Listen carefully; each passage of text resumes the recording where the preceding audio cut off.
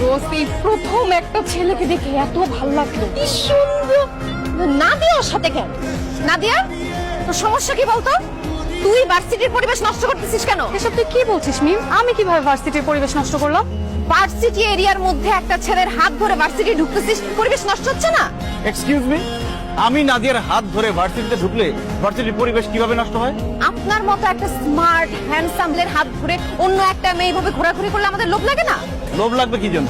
আমাদেরও তো তখন ইচ্ছা করে আপনার মতো একটা হ্যান্ডসাম ড্যাশিং ছেলের হাত ধরে ভার্সিটি আসি, ভার্সিটির ক্লাস বাদ দিয়ে তার সাথে চুটাই প্রেম করি। তাহলে তো এখানে নাদিয়ার কোনো দোষ নেই, দোষ হচ্ছে সব আপনার চিন্তা ভাবনায়, আপনার মনে।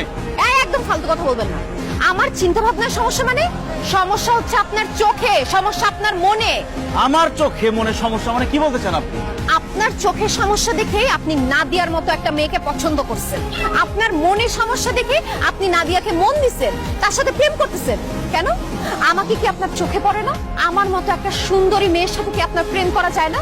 আপনি কি আমাকে ভালোবাসতে পারেন না? আমাকে গার্লফ্রেন্ড বানাইতে পারেন না? তা না করে কেন আপনি নাদিয়াকে গার্লফ্রেন্ড বানাইছেন?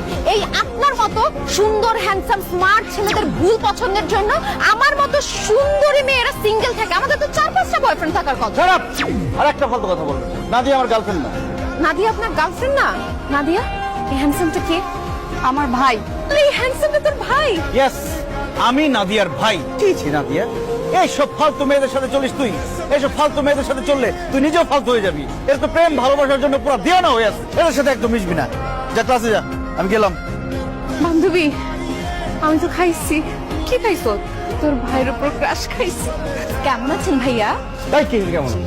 ফালতু বেয়াদব ইতর অসভ্য, কোন সাহসে তুমি আমাদের বাসায় ঢুকছো? আর কি হয়েছে? কার সাথে চিল্লাচিল্লি করতেছিস? কার সাথে আমার চিল্লাচিল্লি করবো? আচ্ছা মা, তুমি বাসায় কেমন দারোয়ান রাখছো? এসব ফালতু ফালতু মেয়েদেরকে বাসায় ঢুকতে দেয়? কই, মেয়েটাকে দেখে তো আলতু ফালতু বলে মনে হচ্ছে না। মাশাআল্লাহ মাশাআল্লাহ, কি সুন্দর লম্বা চওড়া দেখতে মেয়েটা।